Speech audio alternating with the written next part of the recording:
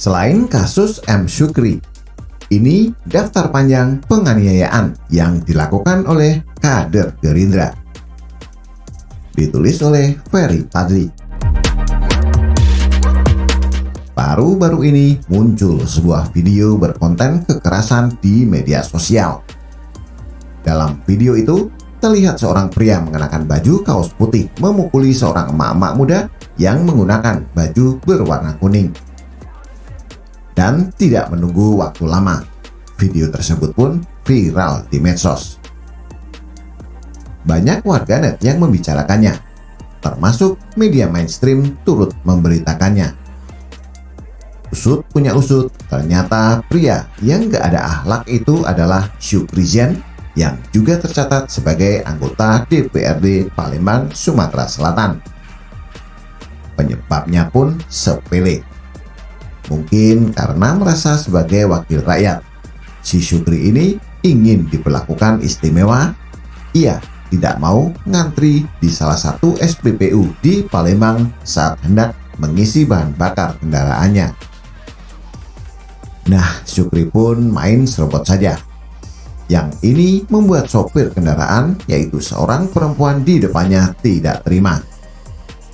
Hingga tanpa pikir panjang, perempuan itu pun langsung dipukulinya. Sudah kayak Bang Jago aja nih orang. Padahal baru jadi anggota DPRD doang. Pertanyaannya, bagaimana kalau jadi wali kota, gubernur, atau presiden? Pasti bertindak lebih sewenang-wenang lagi terhadap orang lain dan jadi penindas. Karena bibitnya sudah kelihatan kalau orang ini bukan orang yang benar. Hanya saja yang namanya orang jahat, lambat laun kelakuannya akan terbongkar juga. Entah kenapa saat Syukri melakukan aksinya terhadap perempuan di SPBU tersebut ada yang ngevideoin. Padahal sangat jelas bahwa ada larangan menggunakan HP di SPBU. Coba bayangkan kalau terjadi ini tidak ada yang mengvideoin.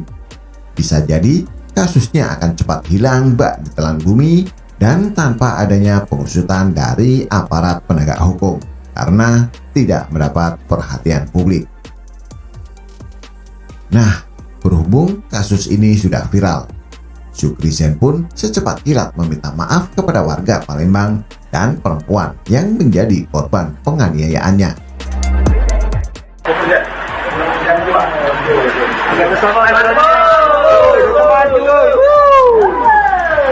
Aku terlebih dahulu kepada masyarakat yang amal dan aku pribadi minta maaf yang sebesar-besarnya kepada masyarakat ramai dan kepada yang bersangkutan. Aku juga mohon maaf yang sebesar-besarnya. Itulah berita di saya. Terima kasih. Kronologinya teman-teman.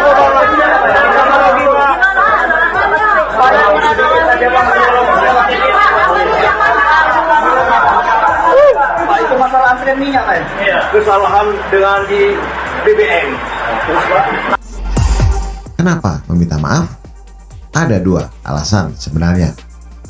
Pertama, supaya tidak masuk penjara, karena dengan korban memaafkan, harapannya sih laporan yang sudah dilayangkan ke pihak kepolisian segera dicabut. Kedua, supaya tidak ditinggalkan pemilih.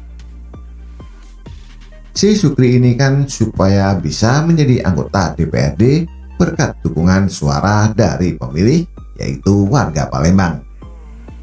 Dengan dia meminta maaf, harapannya warga Palembang memaafkannya sehingga masih akan memilihnya pada pemilu 2024 mendatang. Tapi Syukri bisa saja berharap begitu. Namun pikiran orang berbeda-beda.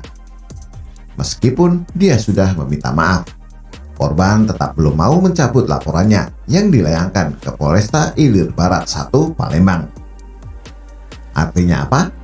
Proses hukum akan terus berlanjut bergulir. Polisi pun sudah memeriksa saksi dan melakukan visum et repertum. Hasil visum menyatakan ada beberapa luka yang dialami korban akibat pemukulan, di antaranya di kepala sebelah kanan dan di bibir atas. Dengan demikian, tidak menunggu waktu lama lagi, si Sukri ini akan menyandang status sebagai tersangka. Apes betul nasib Bang Jago. Hahaha. Di samping itu, ini yang tidak kalah pentingnya.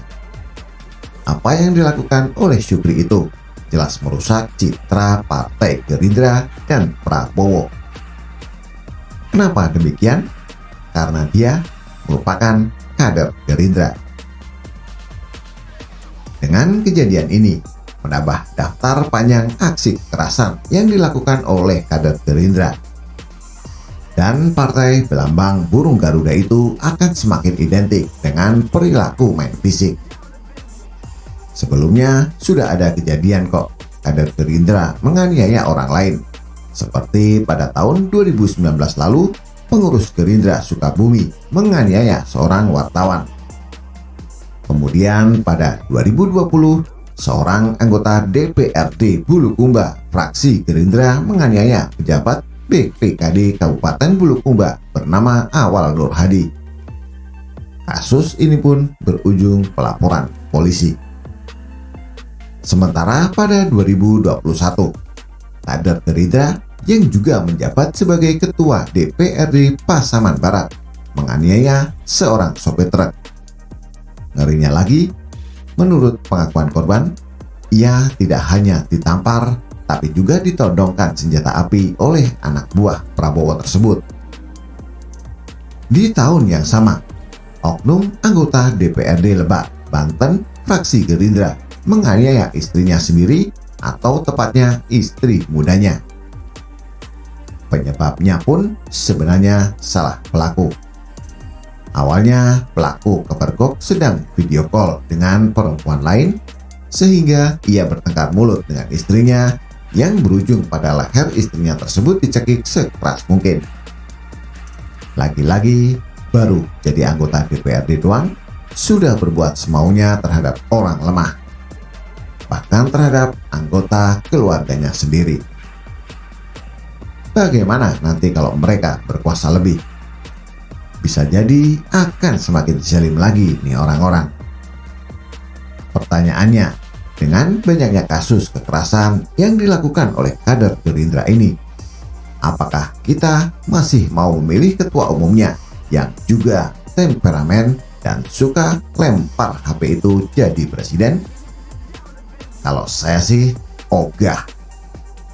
Bagaimana menurut Anda? Silahkan tulis komentar di bawah.